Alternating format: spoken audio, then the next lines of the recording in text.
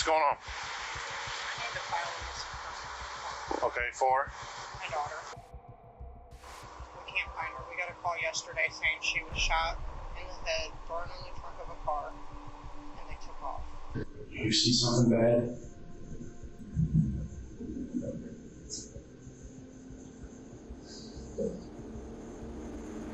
Let me out. Dude, I'm gonna say it like this, man. I got 11 numbers, 23 years in the system. I ain't got nothing to say to y'all. Got my attorney present. Nobody else sitting here. I ain't got nothing to say. Who's your attorney? What one? You're the one you want to talk to, man. To 39-letni Danny Hamby. Potrzebuje adwokata i to natychmiast. Jako ostatni widział zaginioną 18-latkę Samanthę Guthrie, więc policjanci mają do niego sporo pytań. Niestety Danny nie jest jedyny na policyjnej liście. Detektywi pracują w pośpiechu, żeby ustalić, co stało się z Sam, którą ostatni raz widziano w zapuszczonej ruderze przy Lillian Street.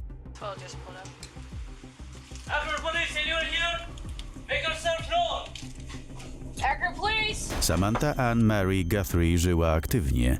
Jej krótkie życie było wypełnione miłością, życzliwością i troską o innych, ale nie brakowało w nim też ciężkich chwil. Jej rodzice rozwiedli się, gdy była mała. Zaraz po ukończeniu szkoły dziewczyna zamieszkała z ojcem i przestała kontaktować się z matką. Kiedyś marzyła, żeby pracować jako pielęgniarka i zajmować się noworodkami, ale te plany poszły w odstawkę. Wpadła w niewłaściwe towarzystwo, które przesiadywało w ruderze przy Lillian Street.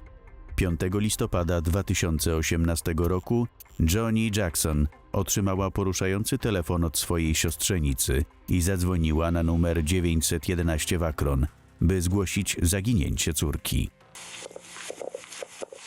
Hello. What's going on? I need to file a missing person. Okay, for? My daughter. Okay. How old's your daughter? She's 18.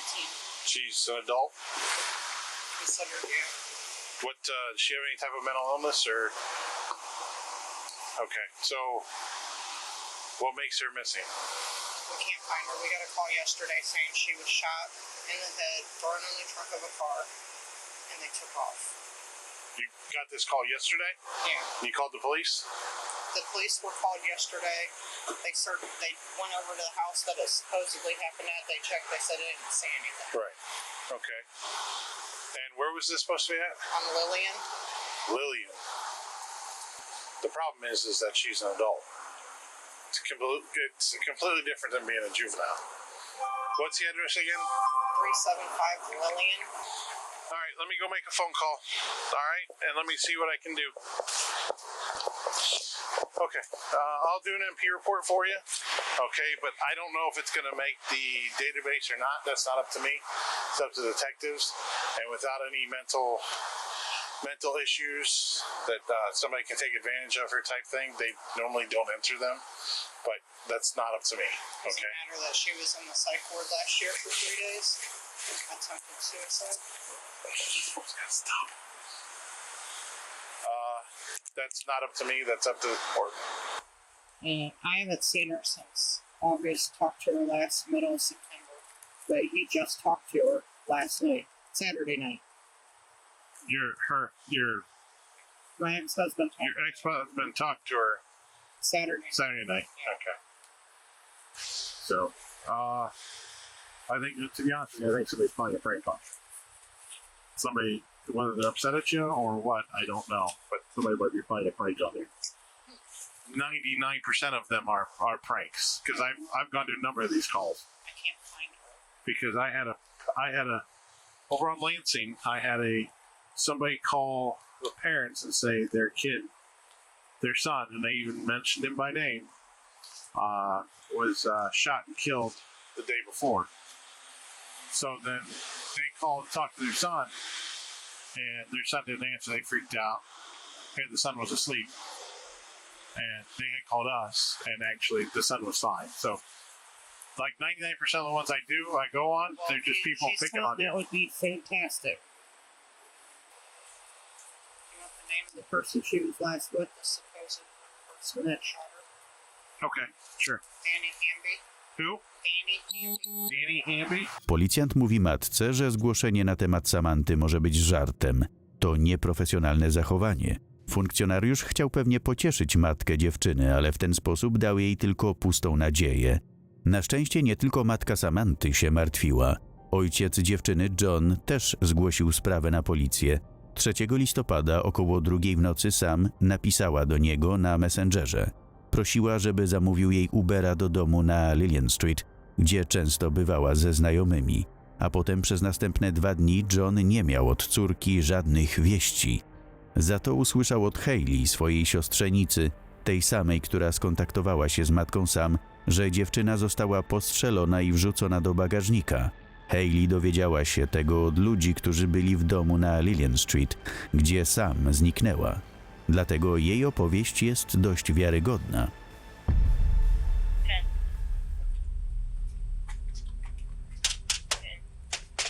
Akron, police, anyone here? We have it up to you. Oh, the door's heavy.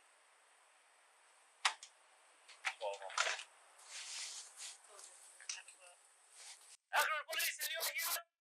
Make yourself known.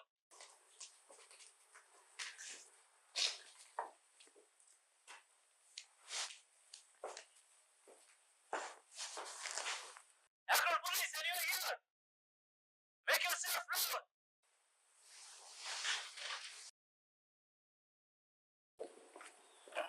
Send it back.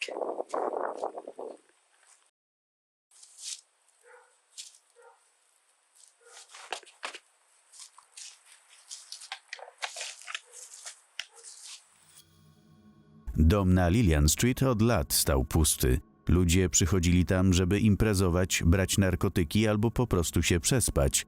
Funkcjonariusze, widząc stan domu, ściany pokryte graffiti i walające się wszędzie śmieci, od razu mogli zgadnąć, co się tu działo.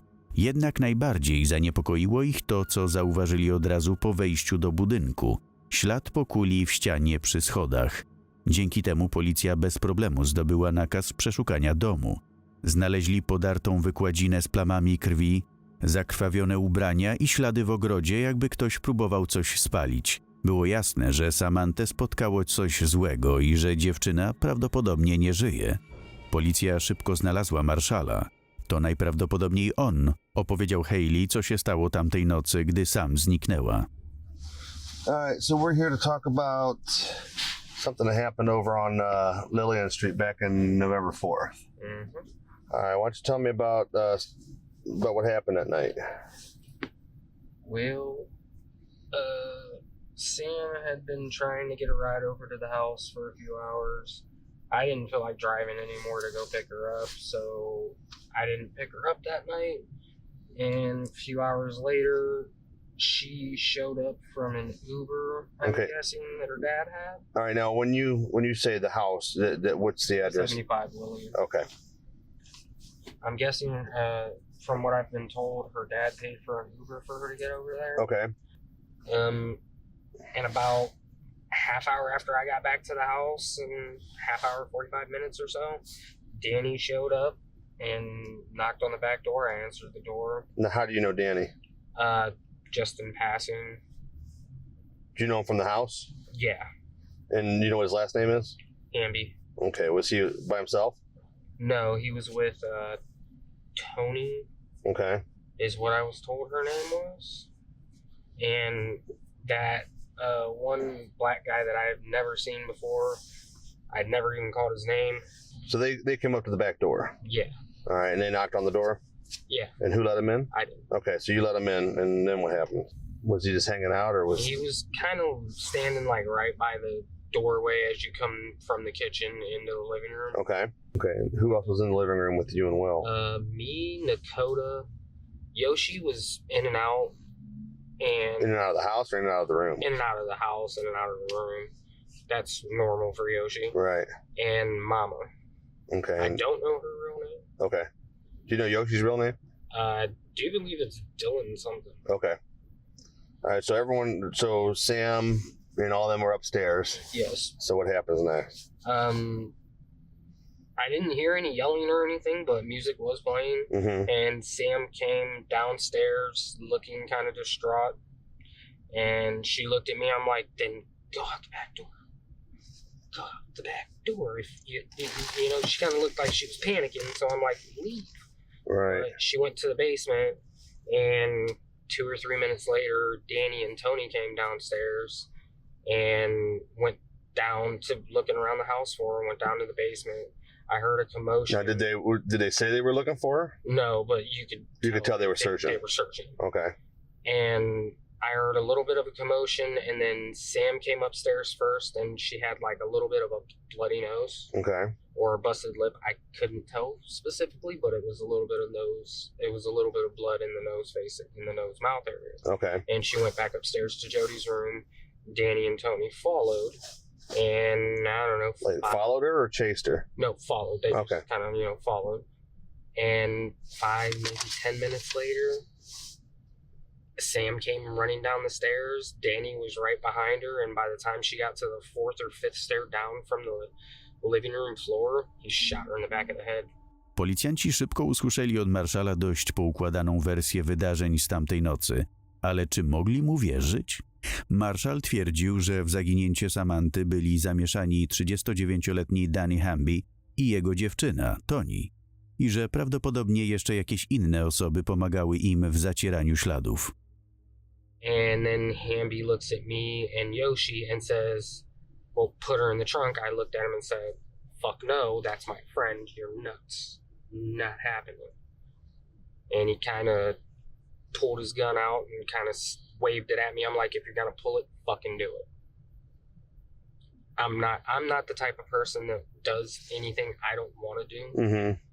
And there's nothing you can do, say, and or threaten me to make me do it. If I don't want to do it, I'm not doing it. Yoshi and William picked Sam up and carried her out the back door.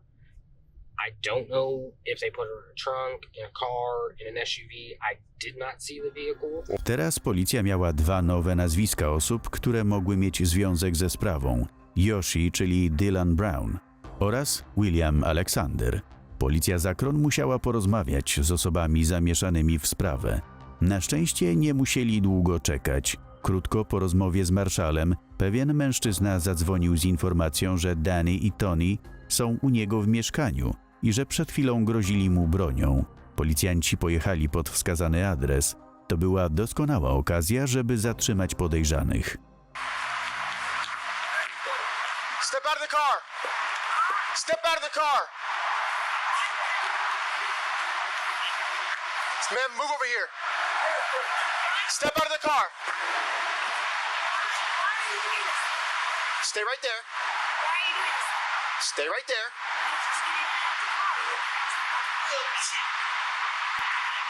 Hands up, please. Hands up, please. What is that? Okay. Put all that stuff down. Put it down. Why? Why are you in this? Put it down. Why? Hands on top of your head. Why are you doing this? Stay right there. I'm not doing anything. Turn around. Turn around. Can I wipe my foot off? Nope. Stay right there. I'm attending to you for now, okay? I'll explain to you what's going on in a second. Stand up. Stand up for me.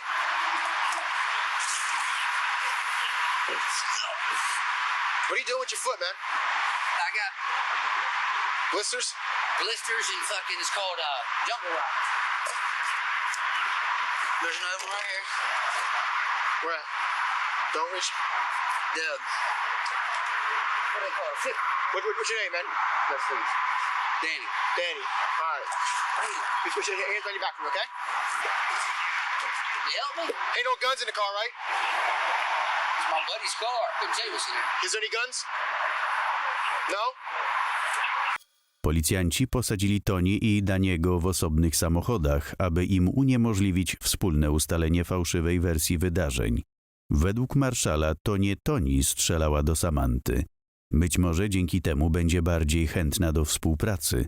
Funkcjonariusze trzymają ją z daleka od Daniego.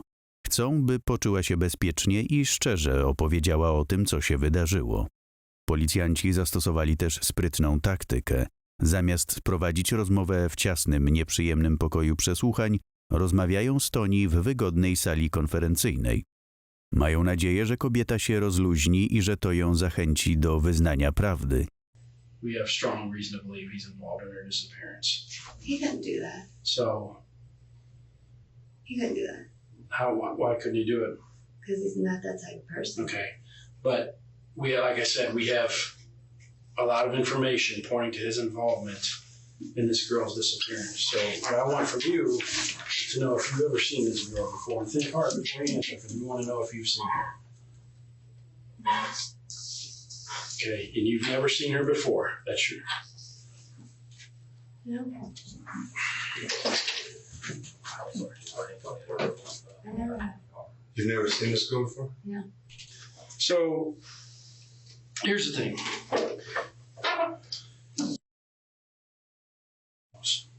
Big problems. Okay? I'm going to be straight with you. He's looking at some serious problems. And from what you're telling me, if you were with him that whole time, the past 3 days, which she went disappeared in the last 3 days. So if you were with him the whole time, you know what my next leap is. We've been at this since early this morning. Okay? We know what was going on at his house. We know why. How do you think the police ended up at his house? Have any clue? No. Guess who contacted us? Do you think we just showed up there out of the blue? I truthfully don't know why you guys showed up.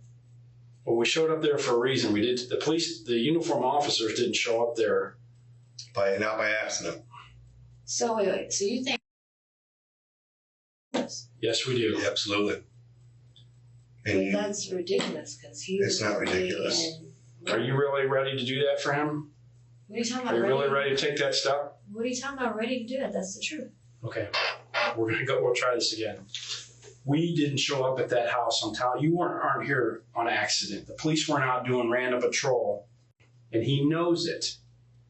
Okay. For him, we have people to verify that.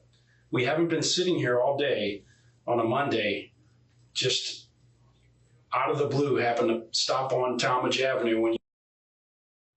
Okay, in a car that has been identified in this girl's disappearance. So this is not a misdemeanor crime we're investigating. We don't do that, okay? When we get involved, something bad has happened.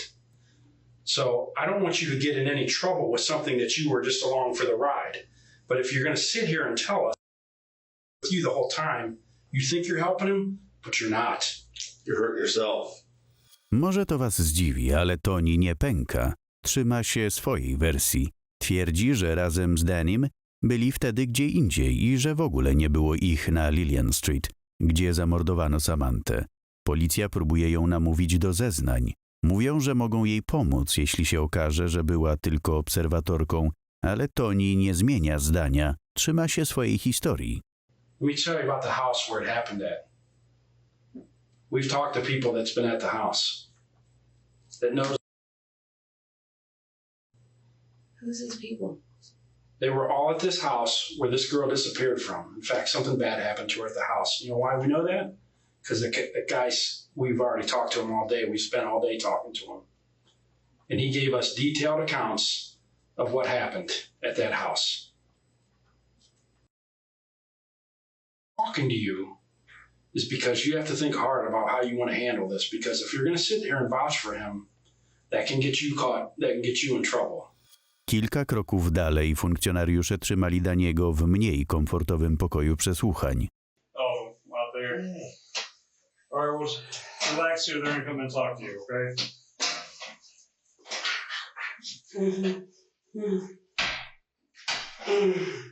Po przyprowadzeniu Danniego do pokoju przesłuchań policjanci zastosowali zupełnie inną metodę. W takiej sytuacji funkcjonariusze często zostawiają podejrzanego samego, a potem obserwują, jak ten wpada w coraz większą panikę. To daje im przewagę podczas przesłuchania. Danny spędził w samotności około 1,5 godziny, bez rozmów, bez innych rozpraszaczy. Miał czas, by się zastanowić nad tym, dlaczego siedzi w tym pokoju na bardzo niewygodnym krześle. All right. I'm gonna say it like this, man. I got 11 numbers, 23 years in the system. I got nothing to say to y'all. Without my attorney present, nobody else sitting here, I ain't got nothing to say. Who's your attorney? What one? The one you want to talk to, man. I'm gonna call my mom, see if she got John's numbers. I don't know the numbers. Your mom an attorney?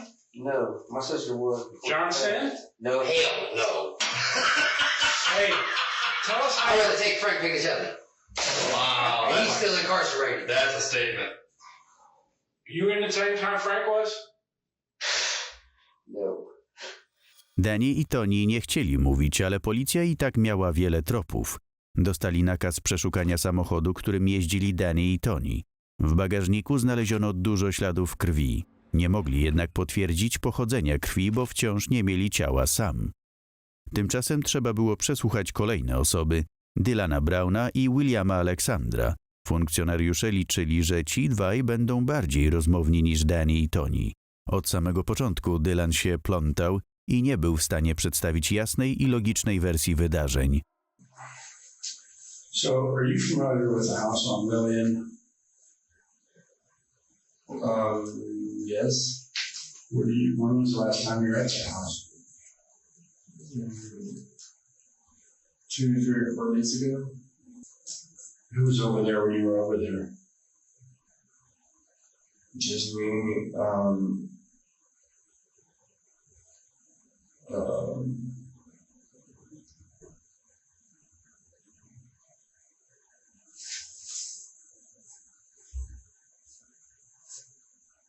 me and my brother. Who's your brother? Długie milczenie Dylana to dla policji ważny sygnał. Taką niepewność mogą wykorzystać, by wyciągnąć od niego informacje. Na szczęście udaje im się to dość szybko. What's going on? No, somebody's missing from that house. We have reason to believe that she was killed. So, this is serious stuff. Help us. This is serious. Did something bad happen to her? I don't know. She's a young girl, man. No, What happened to her? I don't know. I just met her a couple of days ago.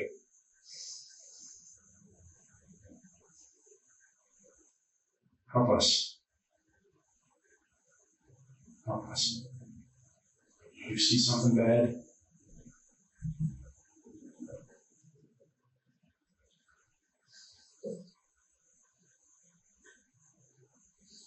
This is about you. This is about what happened. If I did, I would tell you. What did you hear happened? I heard she left with somebody. Probably that dude that you're talking about. You know him? Mm-mm. Are you afraid of him?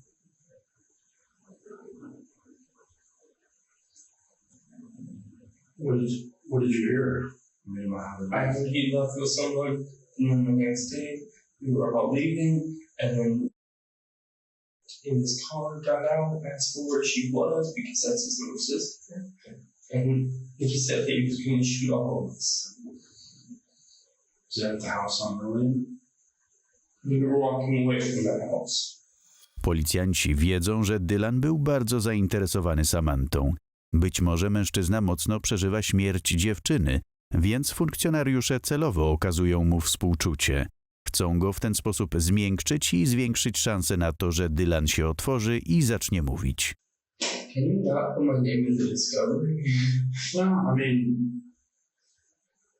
I understand you're scared, okay? But the first concern is this girl. I know. How do you think we found out about this? There's only one thing that makes a person get this emotional. That's if they saw something bad. I remember a couple of days ago when we were talking, we were having a good time, and I don't know why. Don't know why what? Why I feel so close to her. So you guys hit it off. Well, you're close to the same age, right? You felt a connection with her? Because you've maybe had the same problems growing up and stuff like that? Probably. I think fine up to this point. Not talking about it, not thinking about it. I mean, I was thinking about it, but what were you thinking about? Just that this person that could have been a potentially good friend, or more maybe, I don't know, is not going to be that person. Maybe you can help her. She may not be here, but that doesn't mean you can't help her. Help her what? Let's find out what happened to her. Once more, the officers beg Dylan and appeal to his morals. It's clear to them that holding in this information is tearing Dylan up and that he wants to tell the truth. All he needs is a bit more convincing and support. Who's that? You tell me. I've never seen him before. He looks really familiar.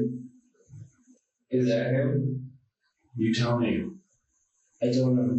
Honestly, I've never met the person. Have you seen him at the house? No. So if you care about her, if you're honest with me about caring for this young girl, I'll be honest with you. I've never met this person or seen him. Not at that house or any other house.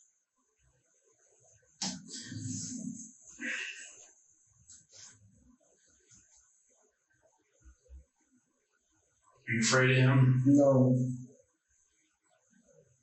Did he threaten you? No. There's something right. You're not going to be on Front Street. You're not going to be the point person. We're just trying to find answers. We have the responsibility to our father and our parents. We would do the same for anybody, no matter what problems they're having in their life. And I know nothing good happened to you, but this is a chance to do something good. Just help us. We're not asking you to draw any conclusions or anything. Just help us. Tell us where we should go. He apparently knew who I was. He knocked on the door, tried to come to the door. I had it closed and locked with the music blaring. And so when we got the door open, she went downstairs. I grabbed everything of ours to go downstairs. And I was on my way out. Sam came back in, and I guess his girl or someone came in with her. They were yelling at each other, arguing. He followed her and held the gun up, shot. I don't know where he hit her. He only grazed her. She fell on the ground at the bottom of the stairs. I had to carry her out to the trunk, put her in the trunk. Did he make you do that? Did he make you carry her out to the trunk? I wasn't not going to. Yeah, when he shot, I heard it. All of us turned around, stopped following them, went back into the rooms. He had me sit down and have another girl who was freaking out, had her sit down. He left, came back into the room, said, "You look like a strong man, come here." So I followed him. You still have the gun out at that time? No. Opowieść Dylana prawie idealnie zgadza się z tym, co zeznał marszał.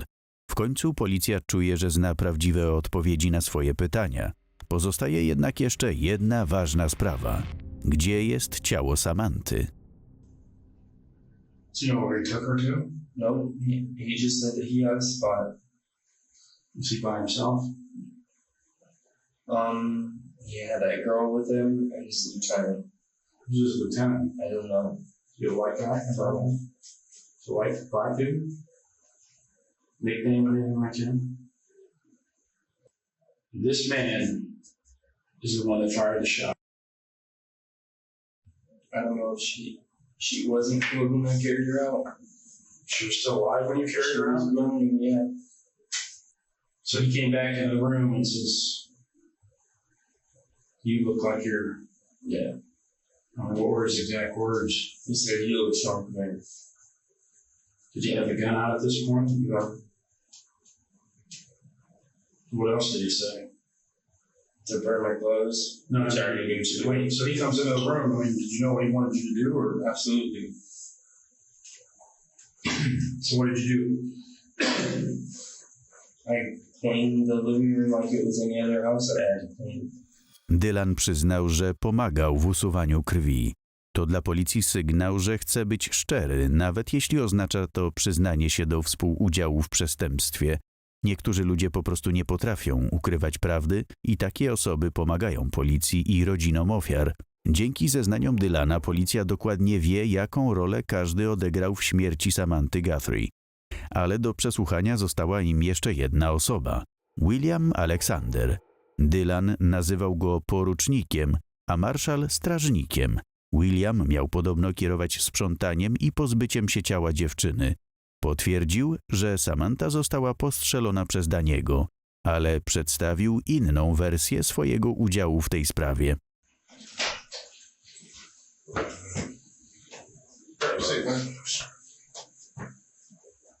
We're trying to wrap this up.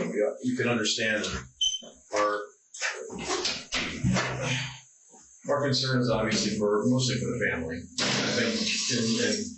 I think you're probably feeling that way too a little bit. Whatever this girl's relationship with her mom and dad, she has a mom and dad, and they want to be able to bury the kid. We know she's dead, and I understand you're having some issues as far as where you guys actually were at. So we want you to try at least think about like where you guys with the body in the back of the car. It's the next morning. It's daylight. I know you're probably wiped out. I mean, we're wiped out. Dude. We've been at this this morning, so we're wiped out too. We ain't eating. I know you probably haven't eaten either, but did you go towards to the right or the left? It's alright. Yeah, that's all right. I remember going. Backing out and going up the hill. Up the hill away from the closer street? Yeah. That's Van Buren. That's not that what it is. It's called Van Buren. It runs along the train tracks. Okay. That's Van Buren. So you remember going up the hill to where? Going up the hill. And unfortunately, it's just the way that I was laying down in the back. You were like actually physically laid down, or you were like just kind of relaxing? No, they were all laid out. They wanted me to lay low. Like, I was crunched up, I was down, head below the window level. But you're somewhat familiar with this area, right? I mean, not Barberton. But you work for a country club, is that right? Fire stuff, yeah, country club. Yeah, so at Barberton still, Kenmore and more so than Barberton. Okay. So I really area that well. That's the reason why, where I ended up where I did when I left the house, because I didn't know where the hell I was going. Really, I ended up up at some school, Did he tell you?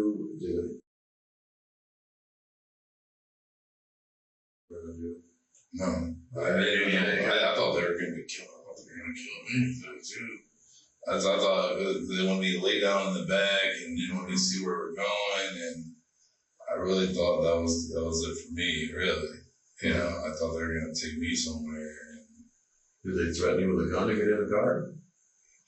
Not that but they had already threatened me the night before with a gun, and that's all it took for me. I mean, I had seen look in the guy's eye, and he already shot somebody.